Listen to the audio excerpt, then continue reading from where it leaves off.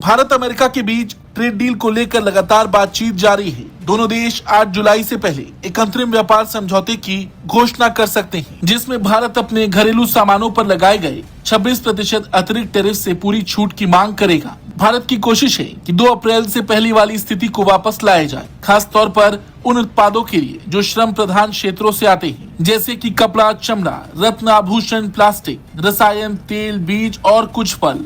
सरकार चाहती है कि अमेरिका इन भारतीय उत्पादों पर लगी अतिरिक्त 26% ड्यूटी और 10% की बेसलाइन टैक्स को हटाए, जिससे इनकी प्रतिस्पर्धा क्षमता फिर से बढ़ सके। एक अधिकारी के अनुसार 8 जुलाई से पहले एक अंतरिम समझौता करने की उम्मीद है, जिसमें वस्तुओं, कुछ सेवाओं और गैर शुल्क बाधाओं को शामिल किया जाएगा। हालांकि भारत और अमेरिका के बीच जवाबी शुल्क को 90 दिनों के लिए स्थगित किया गया है, लेकिन अमेरिका ने सभी देशों पर 10% बेसलाइन शुल्क अभी भी लागू रखा है। इसका असर ये हो रहा है कि भारतीय निर्यात दुनिया भर के अन्य देशों की तुलना में महंगे हो गए हैं, जिससे उनकी मांग कम हो रही है। अमेरिका की ओर से इलेक्ट्रिक वाहन, टेस्ला, शराब, पेट्रोकेमिकल्स, डेयरी उत्पाद और आनुवांशिक रूप से संशोधित कृषि उत्पादों पर शुल्क में कटौती की मांग की जा रही है। भारत कुछ कृषि उत्पादों पर शुल्क घटाने को तैयार है, लेकिन जीएम फैसलों को देश में अनुमति देने की संभावना बहुत कम है।